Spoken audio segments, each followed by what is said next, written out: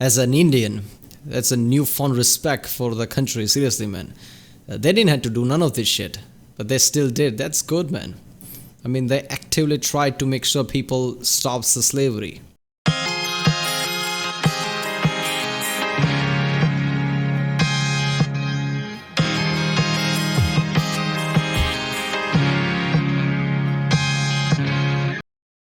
Ladies and gents, welcome to CG Reaction, and this is The British Crusade Against Slavery by the channel Sargon of Akkad.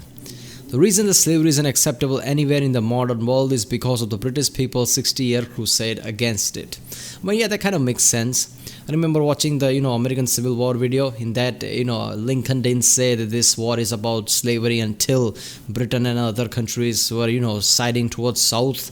And at that time, Lincoln said this is about slavery. So that time, British like, oh, we are not touching that because British were against it apparently. So it kind of makes sense. So yeah, let's watch this one. And remember, people, if you like my reaction, don't forget to like and subscribe. Check out the link in the description with all of my videos. Check out the cast for the playlist. And yeah, let's watch it. Britain's criminally stupid attitudes to race and immigration are beyond parody, by Frankie Boyle. For those who aren't aware, Frankie Boyle is a famous Scottish comedian who is most renowned for being pretty damn offensive. Yeah. Needless to say, I'm a fan of his.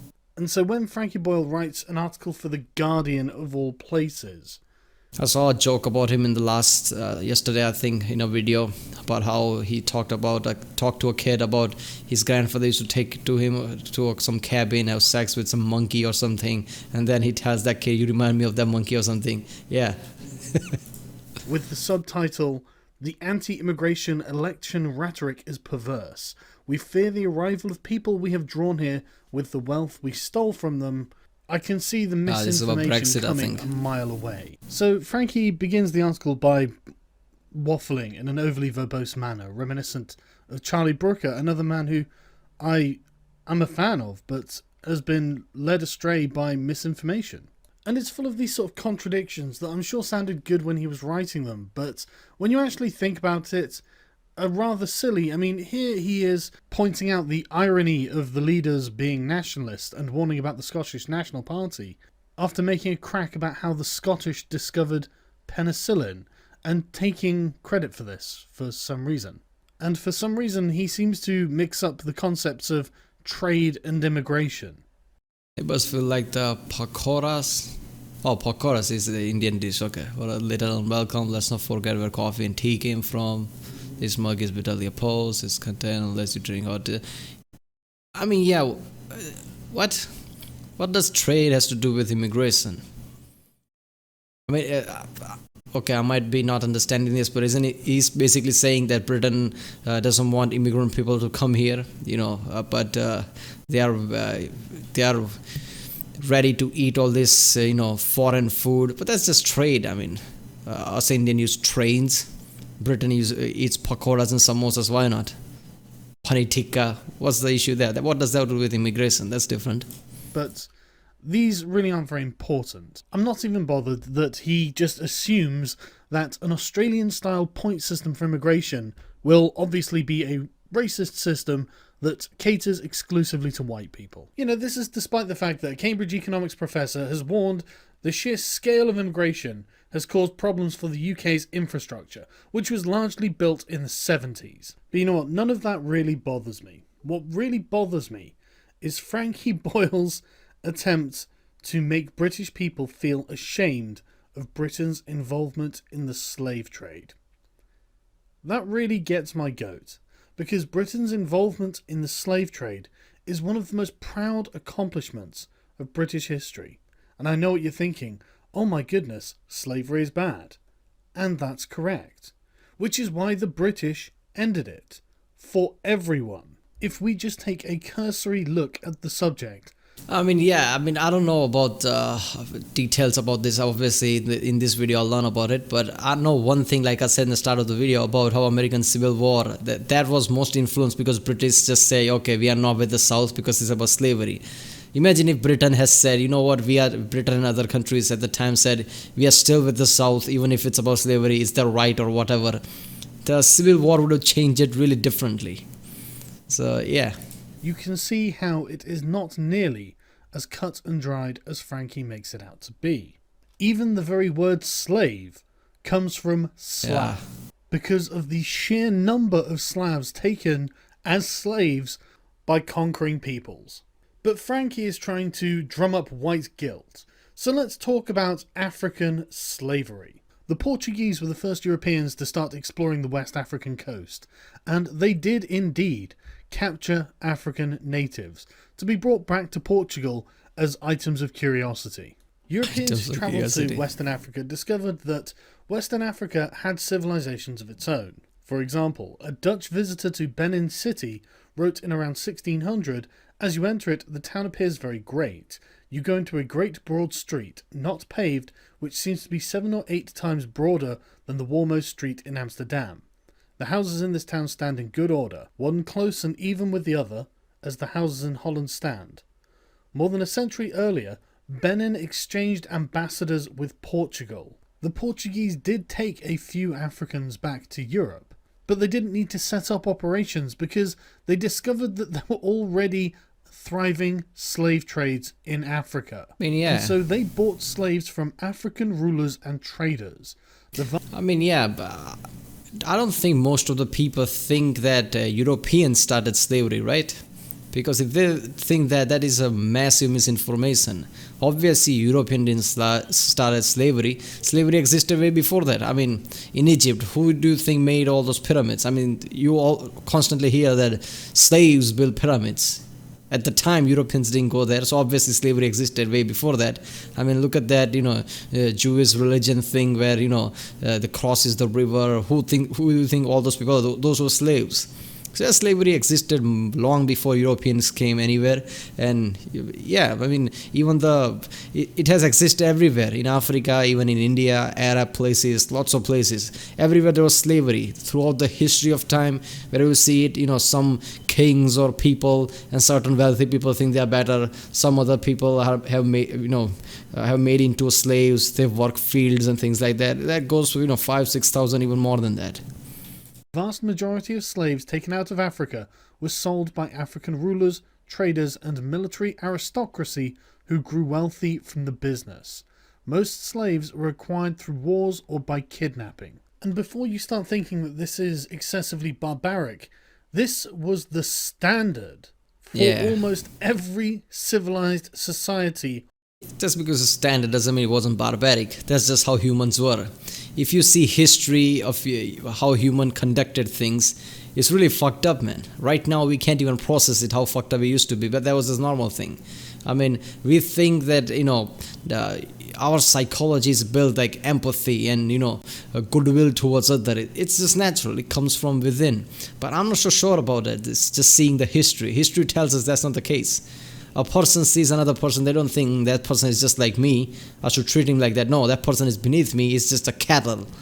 I don't care if that person dies, I'm just gonna, enslave him. That's how it has been everywhere. It's not just some portion of the history.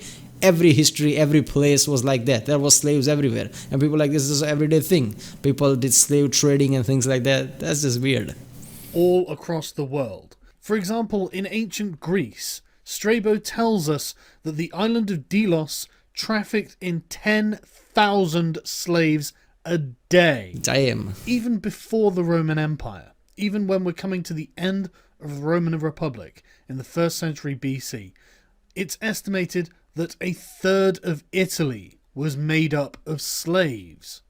Slaves made up of people whom the Romans had conquered and taken back to Italy to do hard labour. And so to anyone even slightly educated on this subject, it is absolutely unsurprising to find that, for example, in 1510, the capital of the Empire of Songhai was teeming with slaves. Slave trading in West Africa was common, but it was different to what you expect. It wasn't for commercial purposes. It was to show status and to give the wealthy African elite a comfortable life. And with the appearance of Europeans desperate to buy slaves for use in the Americas, the character of African slave ownership changed. Indeed it did. The character of slavery on the west coast of Africa changed to look a lot more like the character of slavery on the east coast of Africa, because we're going to talk about the Arab slave trade, specifically the circumstance of Swahili-speaking peoples. Unsurprisingly, the Arabs, being far closer to sub-Saharan Africa than the Europeans, had been taking advantage of it for far longer. They were a people with as much commercial nous as anyone else.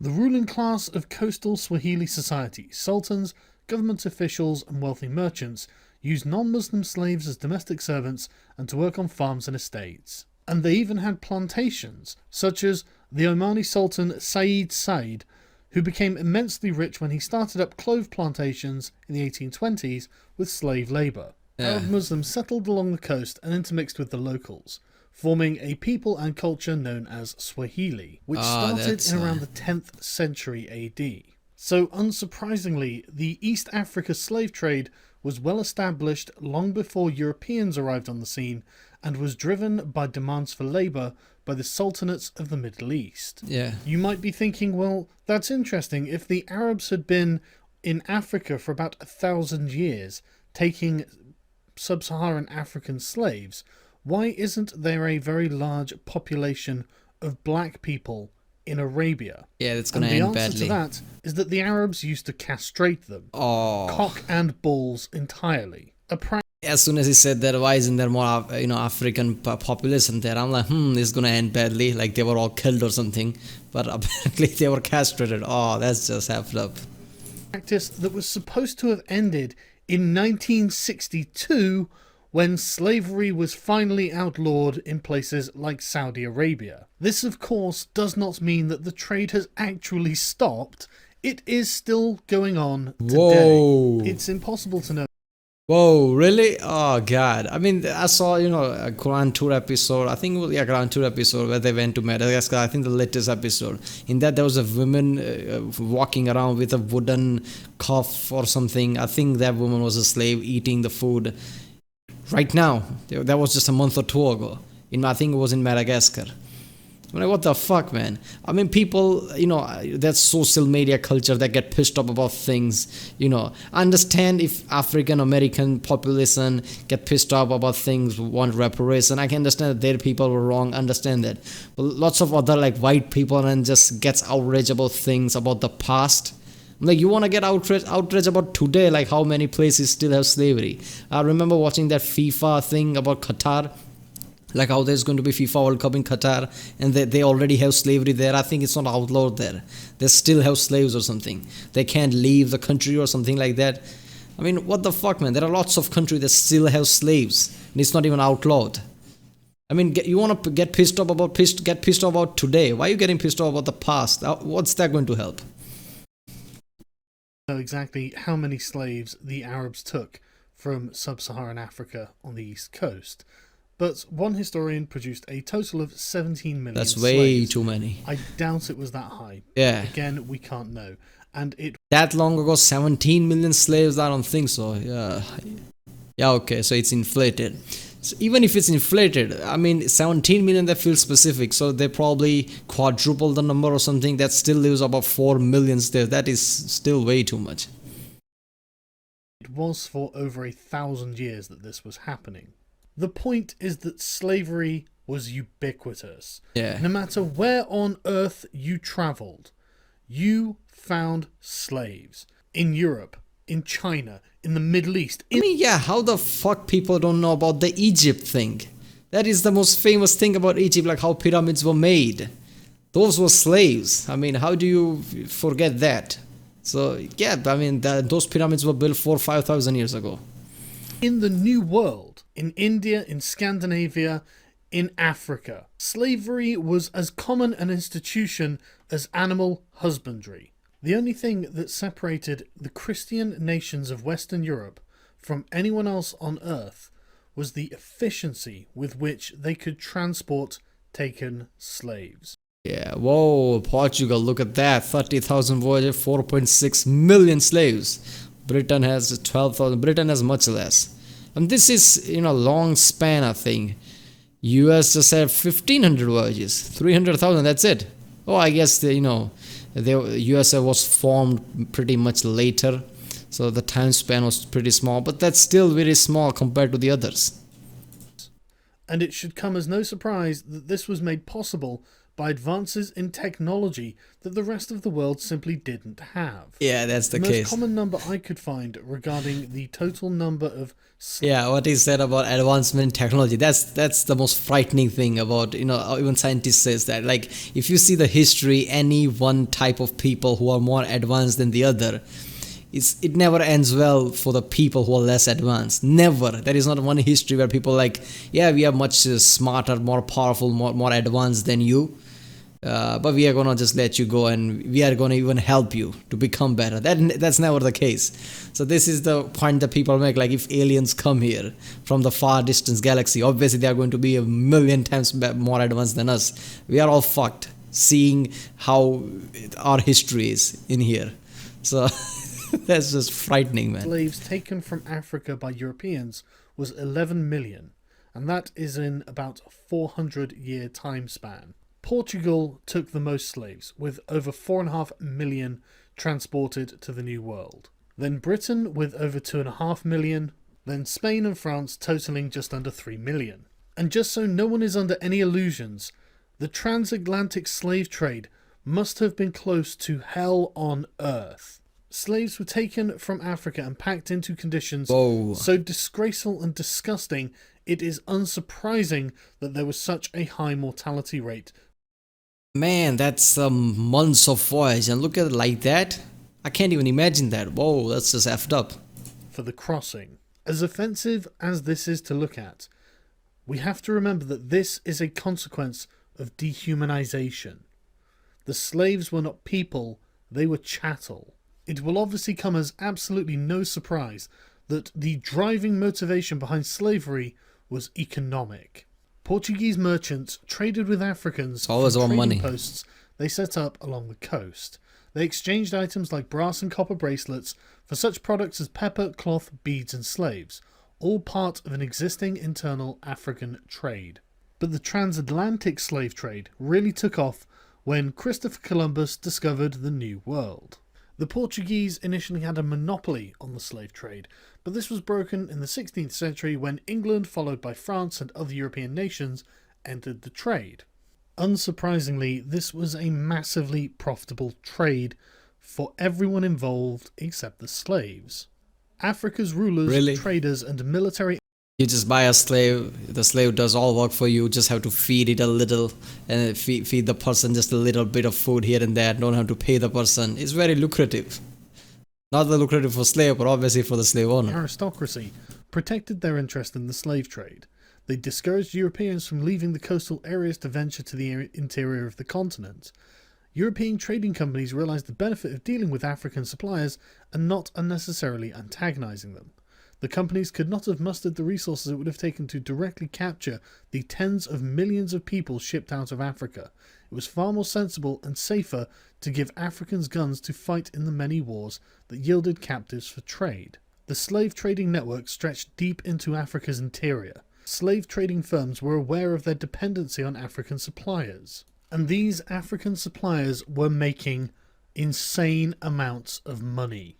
For example, the King of Benin was making £250,000 a year selling people into slavery in 1750, and his successor said in the 1840s that he would do anything the British wanted him to do, apart from giving up the slave trade. Quote, "The slave trade is the ruling principle of my people. It is the source and the glory of their wealth. The mother lulls the child to sleep with notes of triumph over an enemy reduced to slavery. With an industry so profitable to so many people." Oh, okay. So they basically, they basically just made their enemy into slaves. Is that how it was? So they fought with anybody, and anybody they fought with, when they lost, they made them into slaves. Okay. Involved. And so widespread as to be common to almost every nation on earth. Why would the British want King Gezo to give up the slave trade?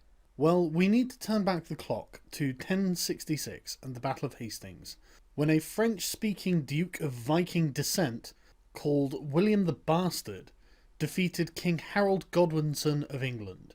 William the Bastard was refashioned as William the Conqueror and took the crown of England. And one of the first things he did as King of England was to have the entire country inventoried. This record was known as the Domesday Book, and we still have it. Thanks to this hard work, we know that around 1086, 10% of the recorded population of England were slaves. 20 years earlier, when he had first conquered England, William had enacted a series of laws, one of which prohibited the slave trade out of England.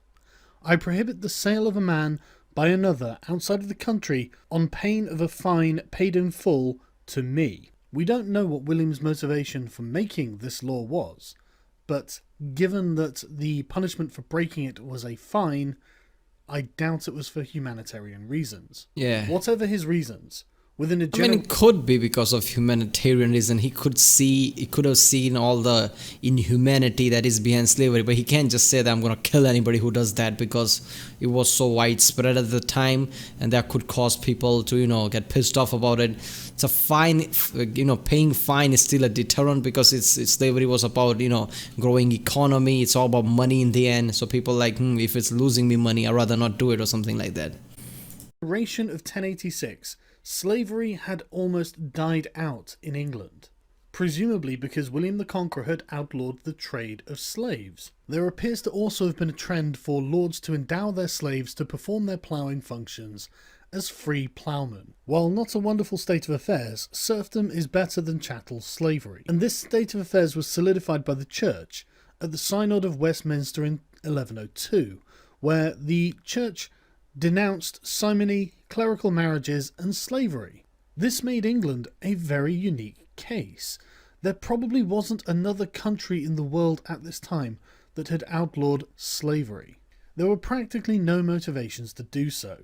It was incredibly lucrative, endemic to the point of normalcy, so it wasn't even viewed as immoral, and the chances are William the Conqueror himself made the slave trade in England illegal just so he could make a quick buck. Fast forward 700 years and the international transatlantic slave trade is in full swing, and yet he could have introduced taxes against slave and would have made more buck like that, but I don't think it was just about money. It doesn't feel like just about money. We still do not have slaves in England.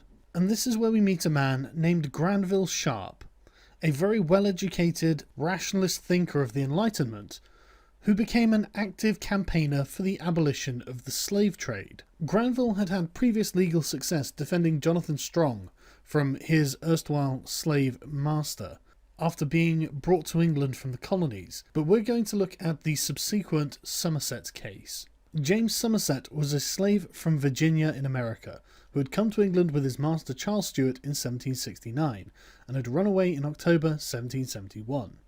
After evading slave hunters employed by Stuart for 56 days, Somerset had been caught, put onto the slave ship Anne and Mary to be taken to Jamaica and sold. 3 Londoners had applied to Lord Mansfield for a writ of habeas corpus, which had been granted, with Somerset having to appear at a hearing on the 24th of January in 1772. Members of the public responded to the plight by sending money to pay for his lawyers, who in any event gave their services pro bono publico, while Stuart's costs were met by the West Indian planters and merchants. Given his prior legal experience with the Jonathan Strong case, Sharp briefed Somerset's lawyers. The judgment was delivered on the 22nd of June 1772, and it was a clear victory for Somerset, Sharp, and the lawyers who had acted for Somerset. Mansfield acknowledged that English law did not allow slavery, and only a new Act of Parliament could bring it into legality. The verdict established one thing very clearly: a slave becomes free the moment he sets foot on English soil. Damn. And this was, according to Lord Mansfield, that the air of England is too pure for any slave to breathe.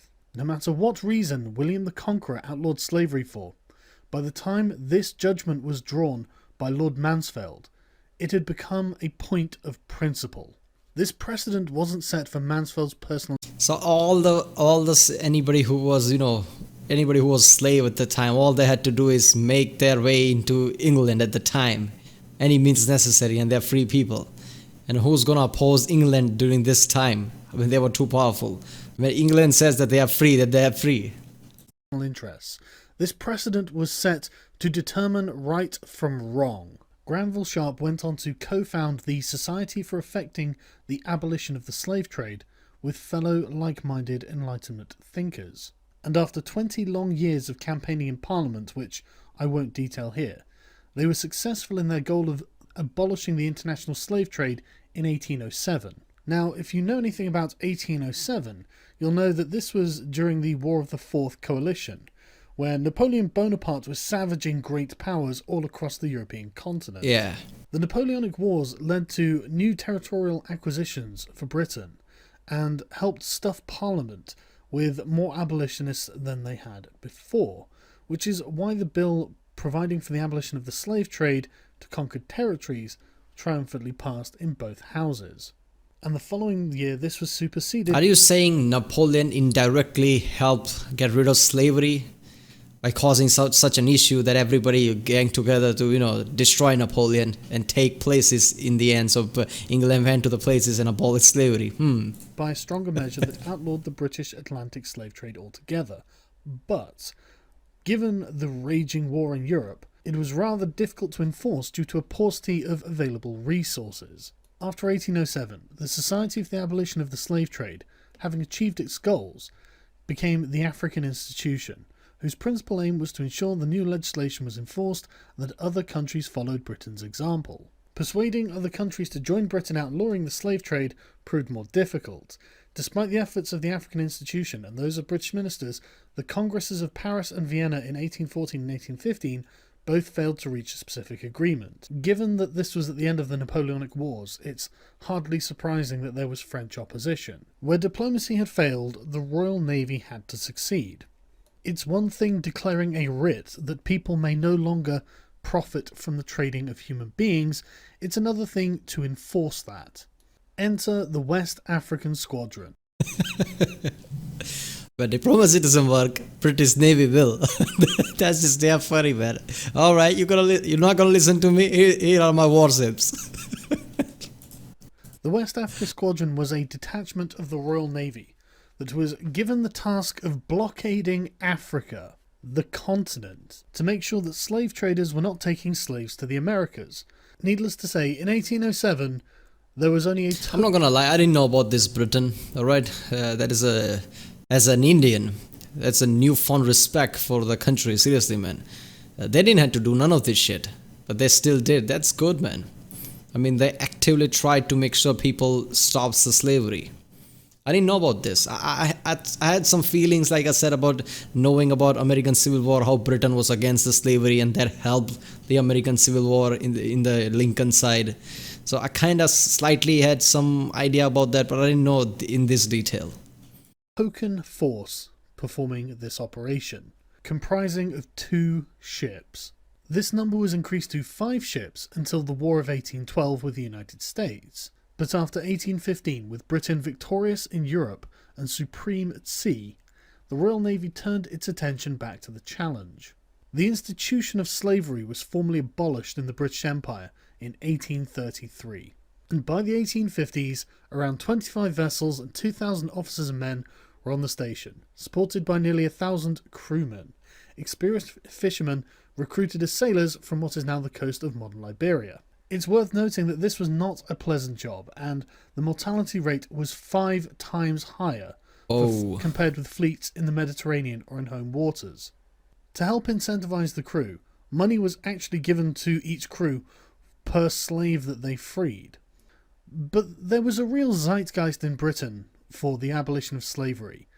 For example, the pursuit and capture of slave ships became celebrated naval engagements, widely reported back in peacetime Britain. They became a source of national pride.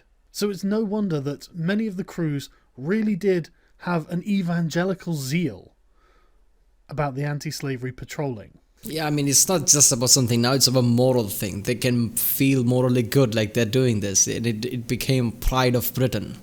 I mean, yeah. However, I don't want to give the impression that this was all for humanitarian reasons. Yeah. There's no doubt that Britain, in her foreign policy, used her anti-slavery laws as a stick with which to beat her opponents. Look, to that I said this. Throughout the history, one thing I learned is I don't care if something has not goal of just being good, just in their heart. Like people are doing something, they're not doing that for the right reason. I don't care about that as much as, what they're actually doing is a good thing.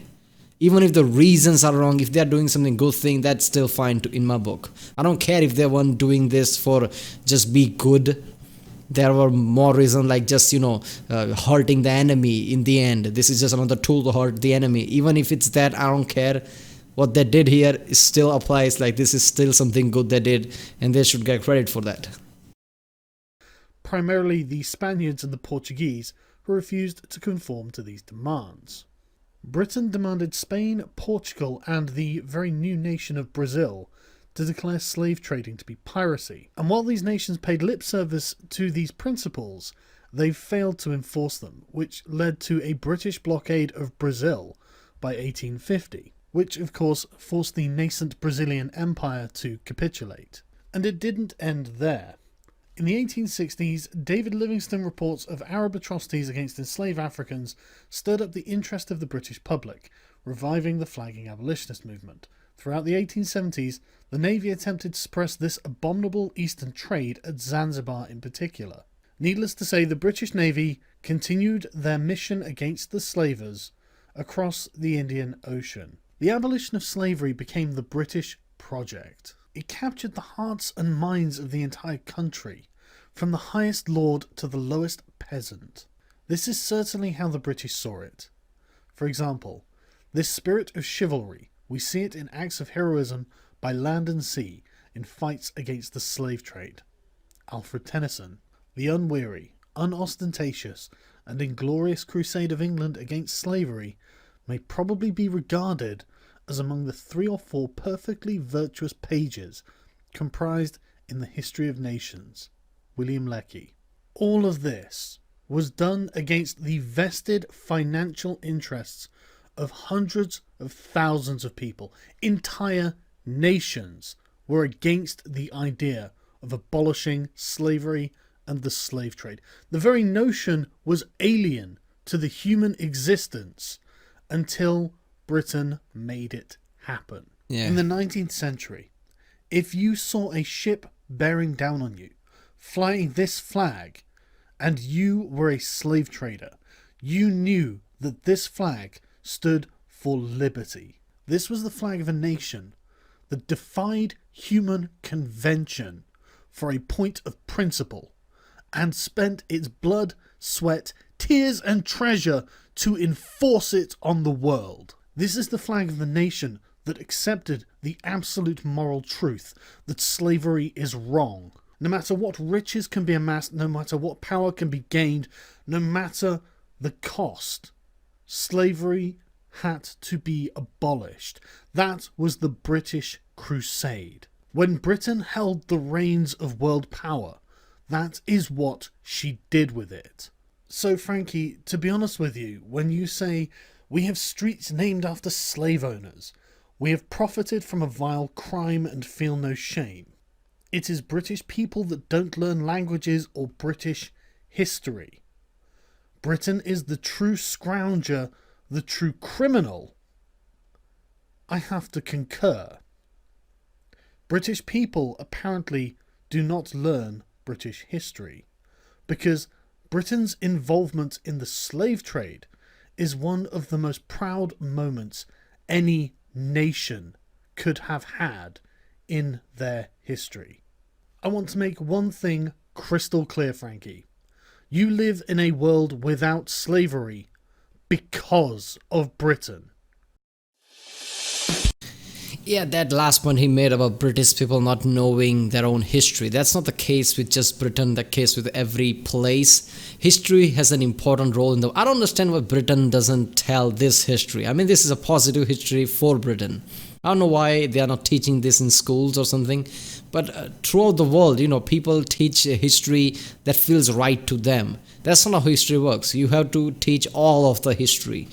to learn from the past mistakes, and yet people just pick and choose the history. That's not how history works. But this is the history that British schools should teach. This is a positive outlook. So yeah, I mean, yeah, Britain might have done a lot of mistakes and bad things in the past, but this is the one thing that I don't think people know about. I clearly didn't, and lots of people, I'm pretty sure, don't. This is the kind of things that people should know about. Like, yeah, this is an important thing that Britain did.